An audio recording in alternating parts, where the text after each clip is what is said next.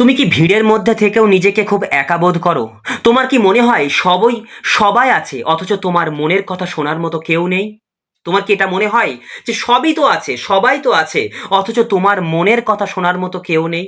হয়তো মাঝরাতে ছাদের দিকে তাকিয়ে ভাবো, আমি কি সত্যিই কারো কাছে মূল্যবান? শোনো বন্ধু, আজকের এই ভিডিওটা তোমার সেই একাকিত্বের বিষণ্ণতা কাটানোর জন্য নয়, বরং তোমার এই একাকিত্বকে তোমার জীবনের সবচেয়ে বড় অস্ত্রে পরিণত করার জন্য। আমরা সবাই একা হতে ভয় পাই, তাই না? তাই তো আমরা ভুল মানুষের পেছনে ছুটি, অবহেলা সহ্য করি শুধু একটু সঙ্গ পাওয়ার আশায়। কিন্তু আজ আমি তোমাকে এমন একটা ধ্রুব সত্যের মুখোমুখি দাঁড় করাবো, যা শোনার পর তুমি আর ভিড় খুঁজবে না, তুমি নিজের সঙ্গ খুঁজবে। আজ আমরা জানবো কেন একা থাকা কোনো অভিশাপ নয়, বরং এটা ঈশ্বরের দেওয়া সবচেয়ে বড় আশীর্বাদ। তৈরি তো বন্ধু নিজের ভেতরের রাজা কিংবা রানীকে চিনতে? আমরা ভুলটা এখানেই করি। নিঃসঙ্গতা বা লোনলিনেস হলো একটা অভাব, আর একা থাকা হলো একটা উৎসব। চাণক্য বলেছিলেন, যে ব্যক্তি একা থাকতে ভয় পায় না, তাকে এই পৃথিবীর কোনো শক্তি দমাতে পারে না। একটা সিংহ যখন জঙ্গলে হাঁটে, সে একাই হাঁটে, সে ভেড়ার মতো পালে ঘোরে না। একা থাকার মানে হলো নিজের সাথে নিজের পরিচয় হওয়া। যখন তুমি ভিড়ের মধ্যে থাকো, তুমি অন্যের কথা শোনো, অন্যের কথা ভাবো, কিন্তু যখন তুমি একা থাকো, তখন তুমি নিজের আত্মার শব্দ শুনতে পাও। আর স্টোয়িক দার্শনিকরা বলতেন, তোমার মনের শান্তি যদি অন্য কারো উপস্থিতির উপর নির্ভর করে, তবে তুমি আজীবন তার গোলাম হয়ে থাকবে। তুমি কি গোলাম হতে চাও বন্ধু, নাকি নিজের মনের মালিক হতে চাও?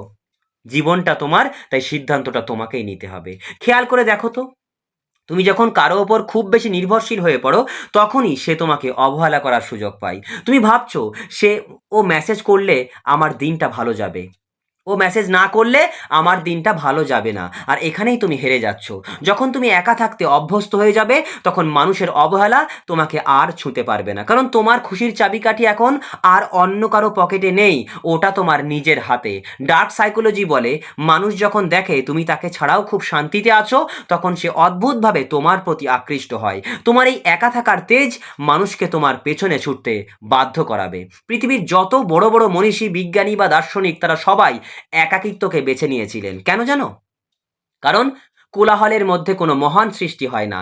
একা থাকলে তোমার মস্তিষ্ক শান্ত হয়, তোমার ফোকাস বাড়ে। তুমি আজ অন্যের সাথে আড্ডা দিয়ে সময় নষ্ট করছো, আর কেউ হয়তো একাকী ঘরে বসে নিজের স্কিল ধার দিচ্ছে।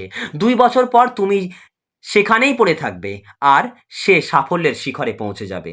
তাই একা থাকা মানে হলো নিজের ঘর গোছানো, নিজের শরীর নিয়ে কাজ করা এবং নিজের ক্যারিয়ারের নকশা তৈরি করা। এটা কোনো হার নয় বন্ধু, এটা হলো যুদ্ধের আগের প্রস্তুতি। এই কথাটা শুনতে খুব তেতো লাগছে, তাই না বন্ধু? যে একাই এসেছো, একাই যেতে হবে। খুব খারাপ লাগছে না এই কথাটা শুনতে?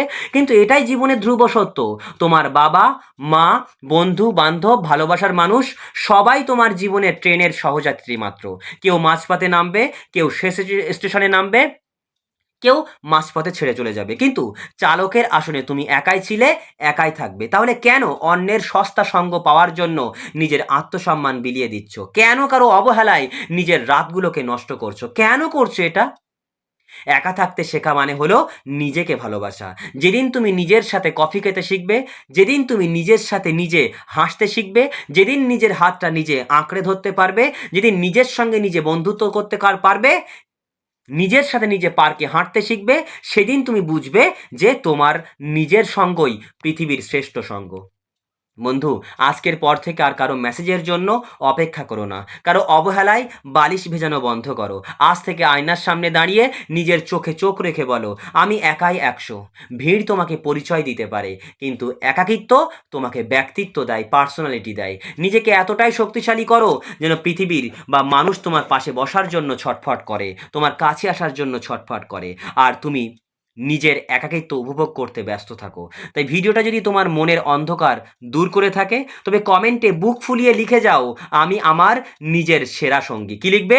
আমি আমার নিজের সেরা সঙ্গী। মনে রেখো বন্ধু, সূর্য একা জ্বলে বলেই পুরো পৃথিবীকে আলো দেয়। তুমিও জ্বলতে শেখো, পৃথিবী তোমার পায়ের নিচে আসবে। ভালো থেকো বন্ধু, নিজের যোগ্যতাকে অবহেলা করো না। দেখা হবে পরের কোনো এক শক্তিশালী ভিডিওতে। ততক্ষণ নিজেকে ভালোবাসতে শেখো এবং নিজেকে ভালোবেসে যাও। নিজের ভালোবাসা সবার আগে রাখো। সো ভিডিওটি কেমন লাগছে অবশ্যই কমেন্টে আমাকে জানিয়ে যেও।